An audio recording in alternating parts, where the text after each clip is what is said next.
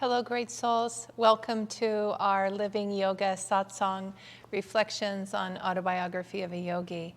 Let's take a moment to begin now together with a prayer. Heavenly Father, Divine Mother, friend, beloved God, great masters of self-realization, Jesus Christ, Babaji Krishna, Lahiri Mahashaya, Swami Shri Yukteswar, and Paramhansa Yogananda ji, saints of all religions, friend and guide Swami Kriyananda, we humbly bow to all of you.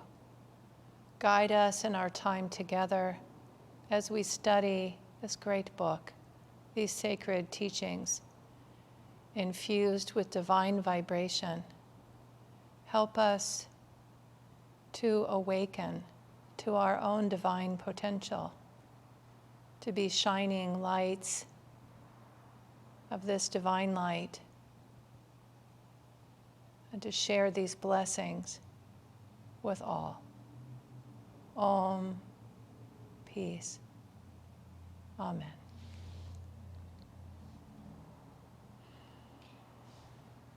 Okay, so good to be with you. So we're moving into chapter 27, and the title of chapter 27 is Founding a Yoga School at Ranchi. So it begins with a comment that Sri Yukteswar asks Yogananda, and I'll share it with you. He says, Sri Yukteswar says to Yogananda, "Why are you adverse to organizational work?" And this is Yogananda's response, or his reflection. He said, "Master's question startled me a bit. It is true that my private conviction at that time was that organizations were hornets' nests." And then he said to Sri Yukteswar, "It's a thankless task, sir," I answered. "No matter what the leader does or does not, he is criticized." And then Sri Yukteswar says to him, "Do you want the whole divine chana, which is known as milk curd, for yourself alone?" My guru's retort was accompanied by a stern glance. Could you or anyone else achieve God contact through yoga if a line of generous-hearted masters had not been willing to convey their knowledge to others? He added. God is the honey, organizations are the hives. Both are necessary. Any form is useless, of course, without the spirit, but why should you not start busy hives full of spiritual nectar? So really a powerful reflection for me as I was looking at this. I always appreciate how Yogananda, he has a wit and a humor for images and the way that he says things. So when he describes organizations as hornet nests, and basically saying it's futile, that any leader of any organization is just bound to be criticized because whatever they do or don't do, people find fault with it. And there is a human reality to that. Swami Kriyananda, when Yogananda told him that his work was to be writing and editing and lecturing and teaching, Swami Kriyananda didn't want that role. He felt he didn't want to be out in the public. He didn't want to be a spiritual leader, a spiritual teacher, because, well, there were a number of reasons, but one of the reasons is ego. He didn't want to, it could be an ego trap. We can get into trouble with it. And also, hear what Yogananda's talking about. There's a lot of problems can come with it. And what Yogananda told Swami Kriyananda about his dharma, his work is, well, you better get used to it. It's your calling. It's what you're meant to do. And Swami did. Swami, that's part of what he shared with others, is his own journey of acceptance of the work, and ultimately getting to a place of divine joy through that acceptance, not resisting it, but realizing, well, this is what God had asked him to do. later in Autobiography, when we hear the story of Lahiri Mahashaya, I think I mentioned this last week because we were looking at Kriya Yoga was the topic. Lahiri was married and he had a position with the railroad. So he was a householder. And when he meets his guru and re-meets him, he immediately feels like, okay, he's happy to live in a cave. He doesn't need to go back to the world. But his life, his calling was to be a householder, and in fact, to reintroduce Kriya Yoga. So he had a very important work to do. And it was important that he do it, right? That his own personal likes and dislikes would have been to just be with his guru, Babaji, not to be out in the world. But there was a mission for him, a divine mission. And this is what Sri Yukteswar is talking about here when he says, you know, there is, in essence, all of this is about karma yoga. So something else that Sri Yukteswar says, I want to see if, well,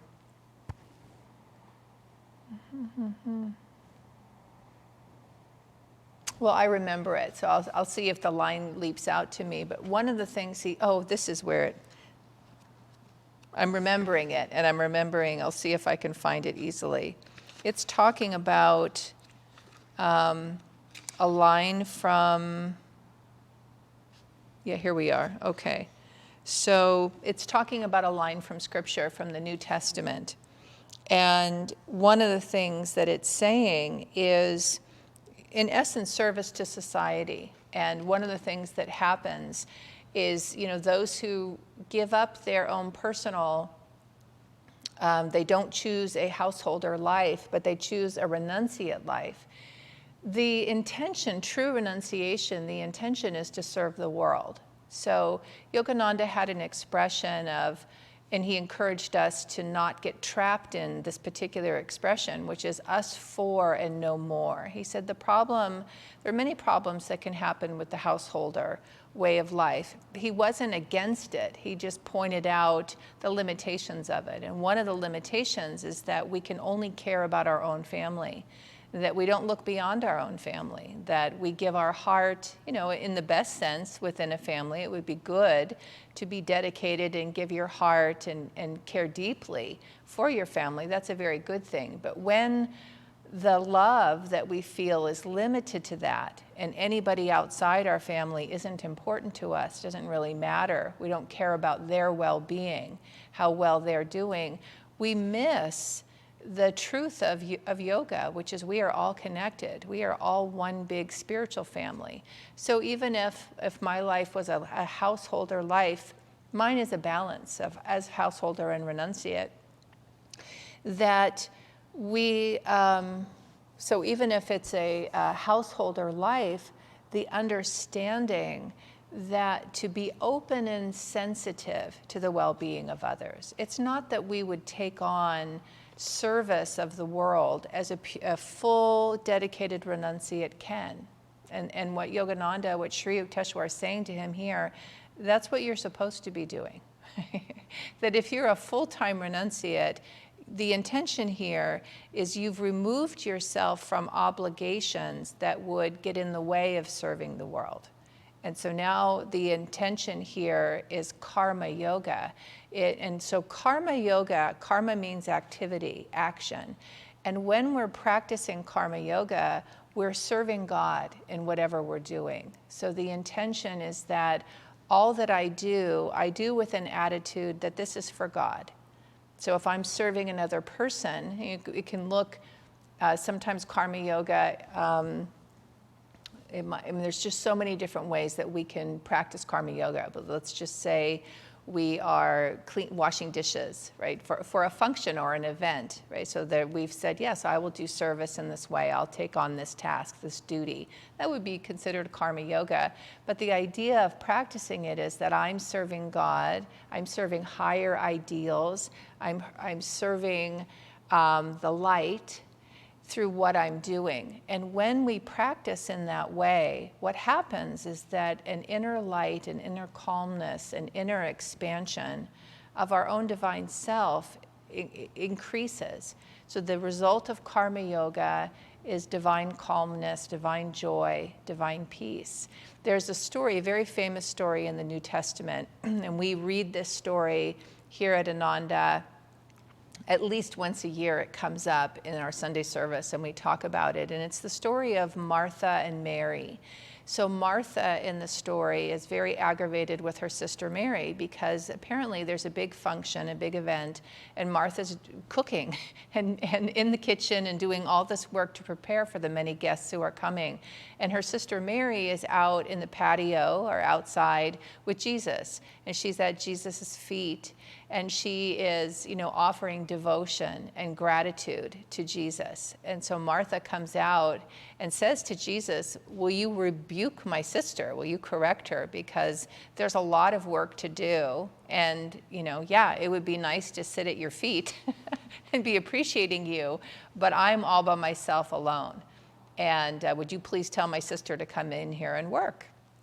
And in that story, Jesus rebukes Martha, which is a surprise to Martha, and says, Mary is doing the higher thing here. So what Mary's doing is tuning into the value and the bhakti, the devotion, the love of God. She's appreciating what she has in that moment, which is, in yoga terminology, her guru, her master, her divine teacher.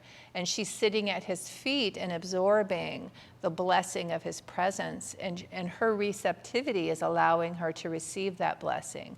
Whereas Martha appears to be doing good work, but she's so aggravated and irritated and upset that she's not in the spirit of karma yoga. She's not in the spirit of receiving divine blessings. Because the other part of karma yoga, it's not just that I'm serving with an intention to serve God, but I'm drawing upon God's grace to serve.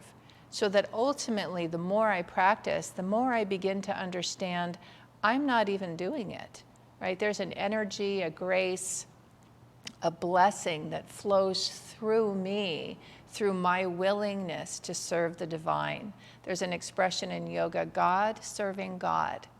So it's really beautiful. And this is what is happening here in this chapter, is that Sri Yukteswar is offering correction to Yogananda to say, well, you're in the ashram and you're with your master and you're interested in awakening spiritually. That's all very good. But there is a broader importance here to what we do when we have been given the blessing and the gift of divine light and divine awakening, and we share it. We share it. We find ways to serve. And one of the things Swami Kriyananda talked about with karma yoga, because it's easy to misunderstand and fall into Martha, and to do a lot of good work, but have an attitude that doesn't increase anybody's joy, including our own. Right? At the end of it, we're further away from the divine than closer to the divine. So Swami tells a story of being, I believe he was in England, I'm not sure, but always I feel he was in England in this story. He was on a panel of ministers giving talks, and the one that went right before him was a Christian minister who was very forcefully declaring the importance of serving the poor. And he was, commanding the audience, you should be serving and you should be helping the poor. And but his whole approach was very stern and, very kind of, I would say, borderline condemning, right? If you're not doing it, you're bad, was the energy of it. So Swami said, he was just sitting there listening, and he said the things that the man was saying weren't wrong. It is good to serve others, and it's, of course, we should care about the world and offer service where we can to help other people. But what's more important is the spirit with which we serve. It's not what we do, it's how we do what we do. And so he got up, and that's what he shared, was he didn't directly say something against what the man had said, but he said it in such a way that he said the minister was not pleased. Because Swami Kriyananda was saying, whatever you do, do for God, and see what you do as a service to God. And yes, of course, it's good to serve the poor if you can, if that is a particular, if that works in your life to do that, it's a very good thing to do. But whatever you do, see it as a way of giving to the world, giving to God by giving to others. And he said, you might find that you're sweeping leaves. And if you do that with joy, that can be a greater blessing for the world than doing something without joy.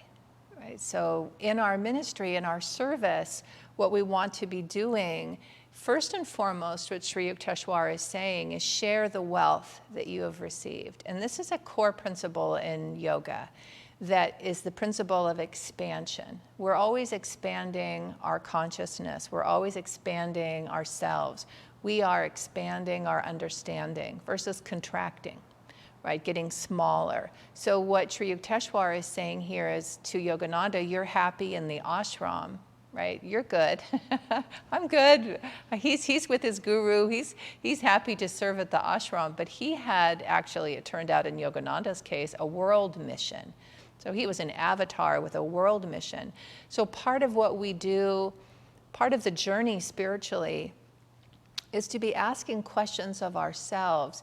Is this choice dharmic? Is there a higher principle in whatever choice I'm making? And what is the result of that choice? Do I find that it's expanding me? We can't, is it helping me to grow, to awaken, to be more in the truth of my soul nature than further away from it?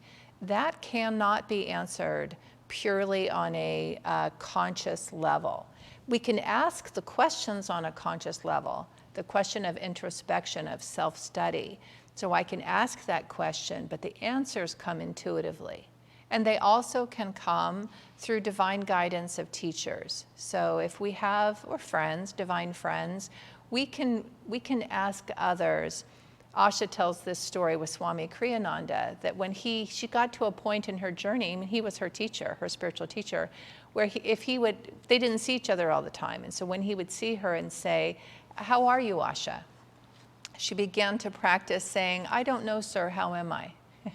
Because she trusted him, that he could see into her consciousness, and he would offer an honest, instructional reflection back to her.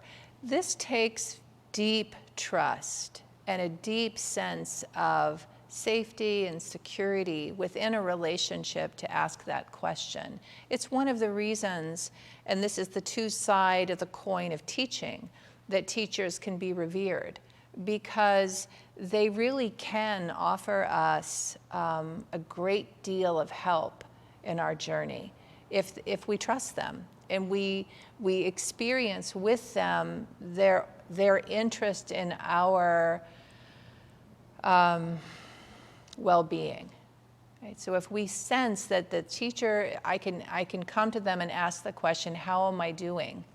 They can give, and we trust that they will observe and offer feedback in a way that we walk away, even if corrected, we walk away feeling more expanded and more empowered and more strengthened.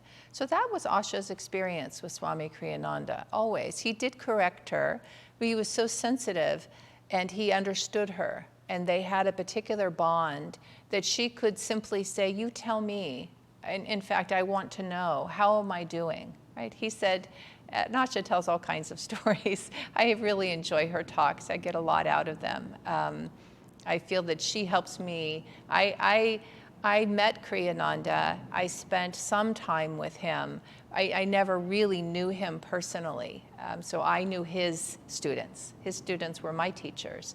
And so I learned a lot about Kriyananda. I learned it through my teachers, right? Because they had a much closer relationship with Swami Kriyananda. And so Asha, one of her stories about one of his corrections, he said, "Well, whenever your ego gets involved, you tend to make a mess of things." And she said, "I thought about it. It was true." And she said, if I could, which is true probably for all of us, right? If she could keep her ego out of the way. And he was guiding her always to what I was saying a moment ago, of learn to listen intuitively to the answers. So it's not easy with Dharma to move towards something I may not want to move toward. And this is where the story begins, the chapter begins. Sri Yukteswar is saying to Yogananda, why, and we'll go back to his first question, why are you adverse to organizational work? So within that question, first off, Yogananda's surprised. And he didn't quite say, how did he know? But he was just surprised. And the truth was, he was adverse to it. He looked at it and thought, that is a mess of problems I don't need. Well, his calling and his dharma had a lot to do with organizational work. It wasn't the heart of it. It wasn't the essence. He wasn't guided to build wonderful organizations. That wasn't the purpose. But his mission of sharing the teachings of yoga, what he called the original teachings of yoga, the original teachings of Christianity, and this was the mission he was given, to bring together the underlying truth of both the Bible and the sacred scriptures of India.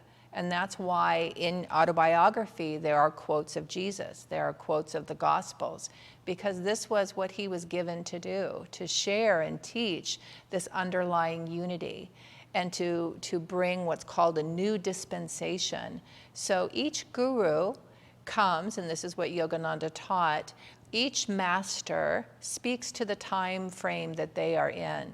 I've spoken previously about the yugas. So there, within each time cycle, there's a particular consciousness and a particular dharma that a master will bring. Moses was considered, Yogananda said, he was a master, and he came at a particular time with a particular message, primarily to the Jews. That he was a master to that community primarily, but his teachings aren't limited to the Jewish people. His teachings, all truth is universal. We can learn from all the masters. What we're listening for within the teachings of truth is how they apply to our life right now in this moment. Yogananda, is his mission as a guru, as an avatar, has a world mission. It's meant for, while all truth is meant for everyone, some masters have a truth, and his is, these are the teachings, his is meant for the world. So it's said that Yogananda is perfectly aligned to Dwapara Yuga, right? And so Buddha came at the time when he came, it was during that time, and he had a message.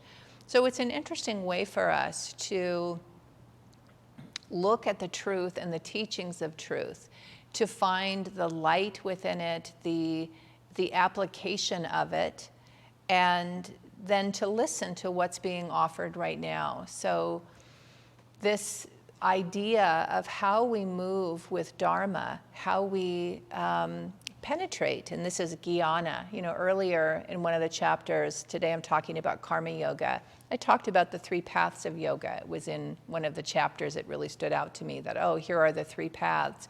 So bhakti, devotional, they all work together. Karma, activity, jnana, discernment, discrimination. So to be able to bring wisdom to the activity, that's a story of Martha and Mary. It's not that Martha was doing something wrong in what she was doing, but how she was doing it. With jnana and bhakti, if she had brought that into her karma yoga practice, she'd have the whole picture of she would be serving Jesus out there in the patio by washing dishes, not even seeing him. And he would be able, through that attitude, to send her love and send her energy and send her strength. So it happens with karma yoga. We might feel called in a direction we're adverse to. We don't, you know, we look and go, I'd rather not. I think I will serve over here and I will do this. There's a stanza in the Gita that says it's better to fail at your own soul's purpose, and I think it might say dharma, I've heard it translated in different ways, than to succeed at someone else's. And the idea here is that if my karma yoga, if my activity, if the life I choose isn't really mine, it's not really my soul destiny, it's not why my soul came, it's not the lessons I came to learn, it might look really successful. It might look successful. It can happen very easily. I remember one business teacher talking about, it took him he said, you know, there's quite a startling moment in business when you've built a successful career, right? Only to realize the ladder of success you've been building is placed against the wrong wall. And he talked about this same quote, right? It's a famous truth that part of the journey is to really be discerning in what are we being called to do. So one of the first things we want to work with are prejudices within ourselves. Do I have an attitude about something that's keeping me from exploring it? Do I, and the thing is usually about those attitudes, they come from somewhere. Like Sri Yukteswar said, you're right, you're right, you're right. And he wasn't saying, as I mentioned a moment ago, go build wonderful organizations. But what he was saying is that it's important to share the light. It's important to share the light. And he was speaking to what the value that organizations can offer. That, as he said, the divine light is the honey, the teachings are the honey, the awakening is the honey. And the form of sharing the light, sharing the honey, can be organizations. There is no perfect form. So, it's true. When you come up against something and you don't like it, it doesn't mean, so just to say, just because I don't like something doesn't mean I should do it. This is the discernment process. Going back to Swami Kriyananda, he really very strongly was saying, don't serve the poor if you cannot serve the poor with joy. Serving the form of that service is not more important than the expansion of your own consciousness. If sweeping leaves, you feel close to God, you feel a sense of bhakti and devotion, and your own consciousness is expanded, no one will see what you do. It's fine, right? That is actually the higher path. That is actually Dharma. How it works with us, how the choices I make are deepen my relationship with the divine. So these are nuanced. It's very, very subtle. We work with our own consciousness, and having a teacher help us work with our consciousness is very helpful. I have found it very, very helpful, I can say, that I don't navigate the spiritual life all on my own. I look at the teachings, I explore them, I pray about them, I take a day of silence each week, a day of seclusion, where I give myself an opportunity to receive, to be Mary at the feet of Jesus, to be listening to the Guru, to be listening to the teachings, to be open and receptive to guidance, because ultimately that's where we'll find it, is within our own heart. It takes a lot of courage to say, this is my path, this is the right path for me, or the right choice for me right now, when especially the world can have many opinions. And Swami Kriyananda talked about that. He said the world is full of opinions. We must learn to develop our intuition. We must learn to work with the teachings in a way that we are able to return to our own sense of right. In yoga postures, there's a posture Tadasana, and it's where we stand and we have a sense of standing in our center, right? The gaze is lifted here. We're raising our consciousness. We're listening for the highest truth. We're standing in that truth, so that we learn how to not be knocked off by the challenges of life. Life can really be challenging. And I would say Dharma, understanding your Dharma, understanding karma, yoga, practicing it in a way that at the end you feel more expanded, uplifted, and joyful. It's not easy to do. It's worthy. It's worthy. It's the intention of yoga. So there's much more. We just begun the chapter, but this is how the chapter begins, which is this conversation, this dialogue about look within yourself. This is what I'm hearing in this conversation, to any prejudice you may have towards a direction that might be calling you in service. It might be, right? So how would you know? How do you know if you're being called in a direction? And then how do you explore that and keep coming back to your own sense of truth and honor that? So I'll just offer that image of Martha and Mary. Whatever's in front of you, the yoga teaching is that we want to be sitting in the light and welcoming the light and serving and sharing that light. The prayer that Yogananda shares here, we often say in Sunday service. He says, this is a devotional prayer to the divine.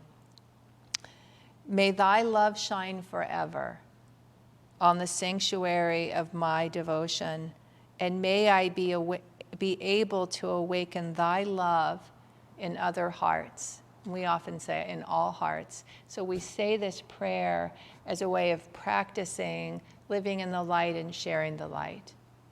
May thy love shine forever on the sanctuary of my devotion, and may I be able to awaken thy love in all hearts. Okay, great souls. Wonderful to be with you today. Thank you for joining me. Wishing you many blessings today and always.